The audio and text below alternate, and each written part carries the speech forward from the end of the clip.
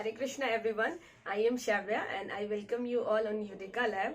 और ये हिस्ट्री का लेक्चर है, और जैसे कि आपको थंबनेल से पता चल रहा होगा, और ये बहुत ही इम्पोर्टेंट लेक्चर है बिकॉज ये एग्जाम में ज्यादातर पूछे जाते हैं। और ये ऐसा पार्ट है जो बहुत जगह आप देखेंगे कि पढ़ाया नहीं जाता या फिर आपके नॉलेज में नहीं होता। ये बहुत ज्यादा नोन टू एवरीवन नहीं है, मतलब ये वाला कॉन्सेप्ट ज्यादातर हम इसको क्या करते हैं, स्किप कर देते हैं, छोड़ देते हैं, क्योंकि ये थोड़ा डिफिकल्ट है। और पहले भी बताया मैंने, ये ज्यादा नोन टू नॉट एवरीवन है, इस टाइप से है।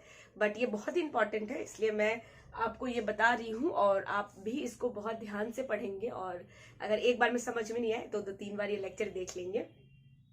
मौर्य एडमिनिस्ट्रेशन में हर एक एडमिनिस्ट्रेशन को किस नाम से बुलाया जाता था उसके बारे में देखेंगे। और ये मैंने हिंदी में लिखा है बिकॉज ये इंग्लिश में लिखूंगी, मतलब इंग्लिश में तो आप समझ रहे होंगे ना, जैसे श्रेणी है तो SH ऐसे करके तो थोड़ा डिफिकल्ट हो जाता है, इसलिए मैंने डायरेक्ट प्रॉपर हिंदी में लिखा है जो मौर्य के टाइम में बोला जाता था। और उसके सामने ये किस चीज को इम्प्लाई करता है, मतलब इस चीज का मतलब क्या होता है, ये वाला एडमिनिस्ट्रेशन या फिर किस चीज को कहते हैं उसके बारे में है। तो ये बहुत इंपॉर्टेंट है, तो आप इसको ध्यान पूर्वक देखेंगे। मैं एक एक करके आपको बताती हूँ। तो मौर्य एडमिनिस्ट्रेशन में बहुत सारे डिपार्टमेंट्स हुआ करते थे, जैसे कि अभी भी बहुत सारे डिपार्टमेंट्स हैं। लाइक अगर किसी भी डिस्ट्रिक्ट में जाएंगे तो आपको पता है police department, revenue department, circle officer, property से रिलेटेड हो गया, क्राइम से रिलेटेड हो गया, सिविल कोर्ट, लॉ कोर्ट, ढेर सारे होते हैं, हॉस्पिटल्स हो गए। उसी टाइप से है कि मौर्य के टाइम में कौन कौन से डिपार्टमेंट थे और क्या क्या नाम से बुलाया जाता था उसके बारे में। तो पहला है श्रेणी।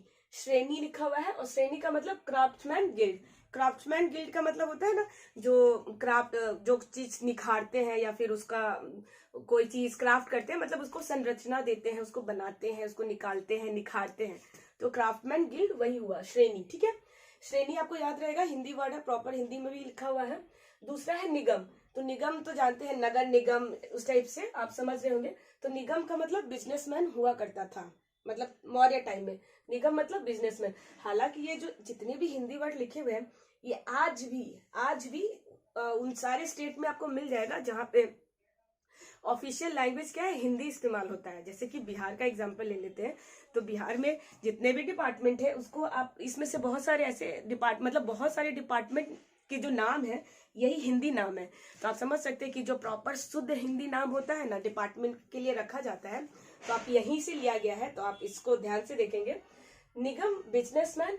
सार्थवा मतलब ट्रेडर्स इन ग्रुप। जो ट्रेडर्स होते हैं, जो व्यापारी होते हैं, वो ग्रुप में एक साथ इकट्ठे रहते हैं, तो ट्रेडर्स इन ग्रुप को क्या करते हैं, सार्थवा।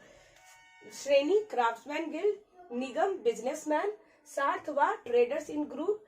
फिर हो गया राक्षीन मतलब पुलिस। सोचिए पुलिस के लिए कितना डिफिकल्ट वर्ड है ना, राक्षीन। धर्मस्थली मतलब सिविल कोर्ट। कंठक शोधक मतलब क्रिमिनल कोर्ट।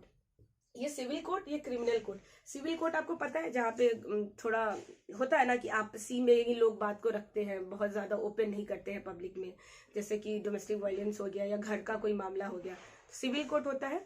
और बाकी जितने भी क्रिमिनल्स हैं, मर्डर हो गया, किडनैपिंग हो गया या किसी टाइप का कोई और क्राइम हो गया, तो वो सारे क्रिमिनल कोर्ट में आते हैं। तो सिविल कोर्ट के लिए धर्मस्थली और सिविल कोर्ट के लिए धर्मस्थली और क्रिमिनल कोर्ट के लिए है कंटक शोधक। फिर गुड पुरुष, ऐसे गुड हो रहा लग रहा है ना, गुड, ये गुड तो आप ऐसे याद रख सकते हैं, गुड पुरुष में भी 2 है। संस्था है, संचार है। संस्था में स्टैटिक स्पाई मतलब जो निगरानी रखता है। जैसे कि बहुत सारा मूवीज भी आया है, जैसे कि आलिया भट्ट स्पाई बनी थी ना, जो पाकिस्तान में जाती है, राजी मूवी था जिसमें आलिया भट्ट स्पाई का रोल निभा रही थी, और वो गई थी पाकिस्तान में, और वहाँ के जितना भी मतलब उनके एडमिनिस्ट्रेशन में हमारे इंडिया के खिलाफ क्या रचा जा रहा है उसके बारे में गई थी पता करने, और उसको डिफ्यूज करने गई थी, उस चीज को, उस प्लान को कैंसिल करने गई थी। तो स्पाई मतलब जो क्या होता है, जासूस आप कह सकते हैं, ठीक है। तो जैसे कि हॉलीवुड मूवीज में बहुत बड़े बड़े अच्छे स्पाई सब होते हैं, जैसे MI, जेम्स बॉन्ड, ये सब क्या है, स्पाई सब है।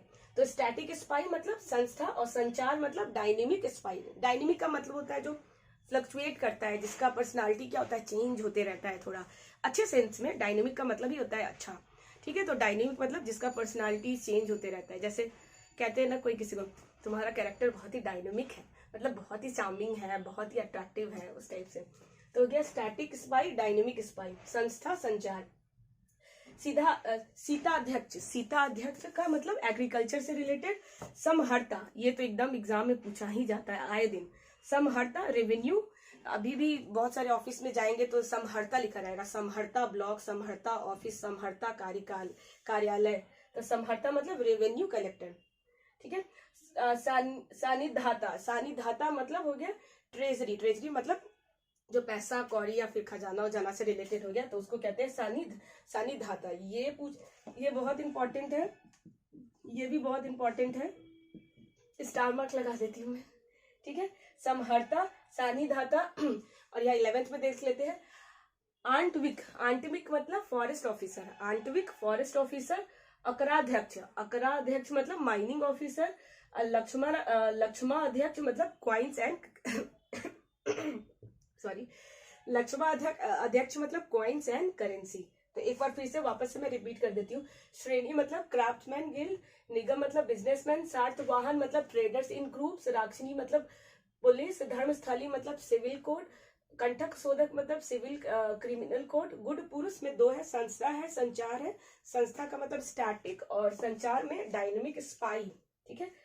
सीता अध्यक्ष मतलब एग्रीकल्चर, समहर्ता रेवेन्यू कलेक्टर, सानिधाता, सानिधाता, सनिधाता मतलब ट्रेजरी, ट्रेजरी कलेक्शन, उस टाइप से आप याद रखेंगे। आंटविक मतलब फॉरेस्ट ऑफिसर, अकराध्यक्ष मतलब माइनिंग ऑफिसर, और लक्ष्माध्यक्ष मतलब क्वाइंस एंड करेंसी। तो ये सब क्या हो गया, अलग अलग डिपार्टमेंट है, डिपार्टमेंट का काम है, उसका मीनिंग है, मैंने जो बता दिया। एग्जाम में पूछे जाते हैं तो आप इसको बहुत अच्छे तरीके से दिमाग में एकदम बैठा लेंगे। और देखते हैं कि मौर्य एडमिनिस्ट्रेशन में जो उनका एडमिनिस्ट्रेशन था किस टाइप से डिवाइडेड था। जैसे कि एक होता है ना सेंट्रलाइज, मतलब हर चीज सेंट्रलाइज है, बीच में है, केंद्रित है, हर कोई को उस पर डिपेंडेंट होना पड़ता है। डिसेंट्रलाइज मतलब हर चीज अलग अलग है, हर कुछ का डिपार्टमेंट अलग है, हर डिपार्टमेंट को संभालने वाला अलग है, वैसे। तो क्या था, डिसेंट्रलाइज एडमिनिस्ट्रेशन था मौर्य के टाइम में। तो जैसे किंग थे, प्रिंस हो गया, स्टेट हो गया, डिस्ट्रिक्ट हो गया, विलेज हो गया, 10 विलेज, फिर विलेज। तो सबसे पहले किंग, राजा रानी महाराजा, प्रिंस हो गया, जो कि प्रिंस मतलब जो मैरिड नहीं होते हैं तो उनके बेटे हो गए। फिर स्टेट, स्टेट जैसे कि आप एग्जांपल ले ले बिहार स्टेट या फिर महाराष्ट्र, ऐसे। तो स्टेट को प्रातपति कहते थे, प्रातपति स्टेट। स्टेट में जानते हैं डिस्ट्रिक्ट आता है, डिस्ट्रिक्ट को कहते हैं विस्पति, ठीक है। और डिस्ट्रिक्ट के अंदर बहुत सारा 10 विलेज है, अगर 10 विलेज है तो उसको कहते थे गो, और विलेज के अंदर भी 10 विलेज के अंदर भी एक विलेज, तो हो गया ग्रामिक।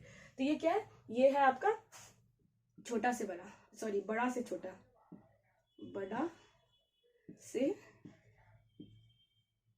छोटा, बड़ा से छोटा ऐसे जा रहा है, और ये छोटा से बड़ा।